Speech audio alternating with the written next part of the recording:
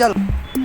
આ છે ફતેપુર પ્રાથમિક શાળાના બાળકો જે રમતગમત રમવામાં આવે છે. જો કોણ વિજેતા થાય છે જરૂર જોજો મિત્રો.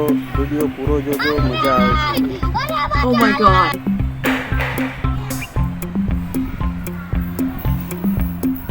पीछे देखो पीछे रोम रोम भाइयों.